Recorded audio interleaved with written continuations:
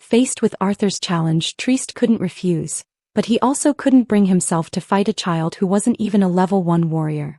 Triest turned and singled out a baby-faced young mercenary behind him. "Bernie, go teach him a lesson. Just don't kill him." The chosen mercenary grimaced. Fighting a child was not exactly a glorious task for him, but what could he do? He was the weakest among them. The mercenary Bernie just became a level 1 warrior half a year ago. He is the weakest of all the mercenaries in Bloodthorn. "Don't say we're deliberately bullying you," Triest explained to Edeline. Edeline shrugged nonchalantly. In truth, Edeline was inwardly delighted. She suspected that when Arthur had challenged Triest, he had probably already anticipated his opponent would be a level 1 mercenary. "Wait, I have something else to say." Triest looked at Arthur with a cold smile. "What, kid? Good now. It's too late. I guarantee Bernie won't kill you. I just want to know, what will you do if I win?" "You'll win? That's the funniest joke I've heard all day." Arthur said with a serious expression, "I'm saying if. This world is always full of surprises." "Then what do you want?" "I want that sword at your waist as my prize." The kid has a good eye. "You couldn't afford this sword if I sold you 10 times over. And what if you lose?" "Tony will formally kneel and apologize to you, and wherever Bloodthorn mercenaries appear he will turn and leave." Off to the side, Tony nearly choked. "No, I don't agree. This little bastard is deliberately trying to screw me over." "Haha." Triest roared with laughter, but his face quickly turned cold. "Not enough. The kneeling of a nobody like Tony isn't worth this sword." "Triest, you bastard. I'll duel you." Humiliated again by Triest, Tony was beside himself with rage. "What if we add this staff?" Edeline held Tony back and produced a dark 1 foot 3 inch long staff.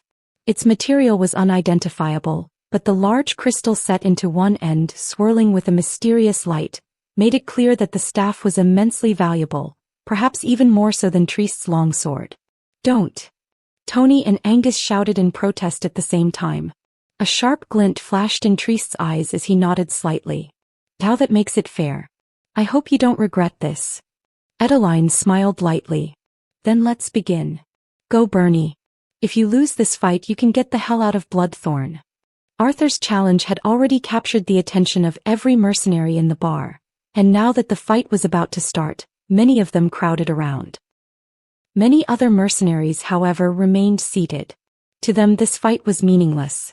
The strength of a level 1 warrior was at least triple that of an ordinary person, and the small skinny boy was at most 10 years old. A single punch from a level 1 warrior could kill him outright. This kind of one-on-one duel didn't require a formal arena. Moving a few tables aside cleared a small space in the middle. "I don't bully children. You can make the first move," the mercenary Bernie said, his face flushing red.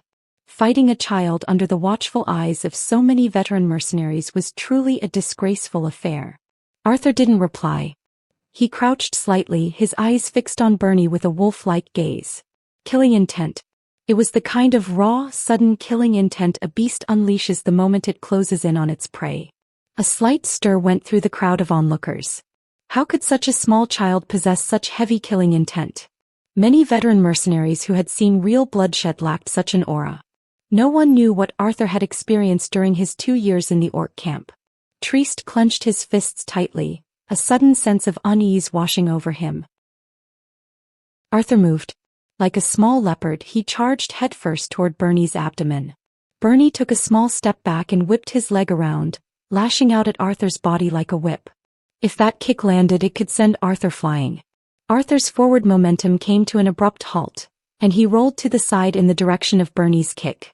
Bernie's kick hit nothing but air. As he landed on one foot, he leaned forward and swung his fist down at Arthur's body. A faint white light enveloped his fist, which whistled faintly through the air. Arthur shot forward, hugging the ground, and once again dodged Bernie's attack. Having missed twice in a row, Bernie's face grew even redder. Pushing off the balls of his feet, he leaped into the air, swooping down on Arthur like a hawk on a rabbit, leaving him no room to escape. But Arthur was as elusive as a fox. With a dart and a roll, he slipped under a table. Bernie lifted his foot and shattered the tabletop, sending splinters flying everywhere.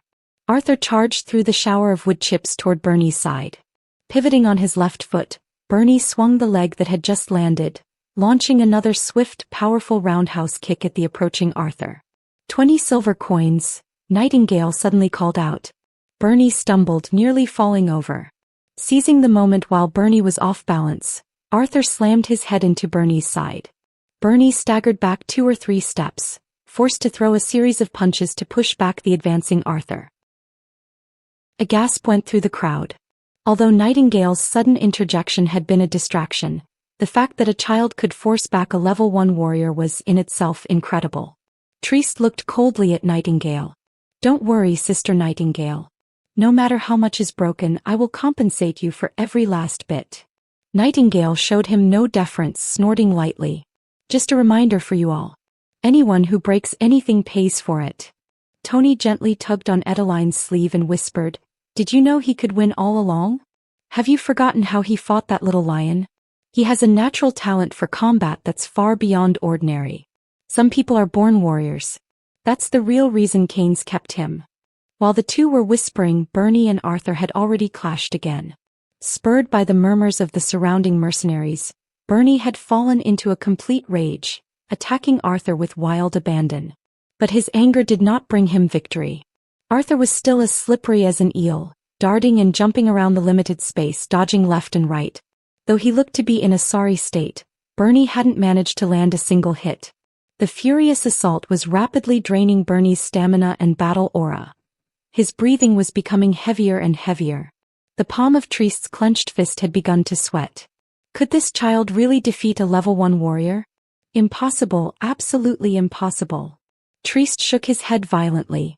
The turning point on the battlefield came at that very moment. Facing a frontal kick from Bernie, Arthur leaped nimbly onto the table behind him like a monkey. Bernie followed, shattering the table with another kick. He no longer cared about the damages.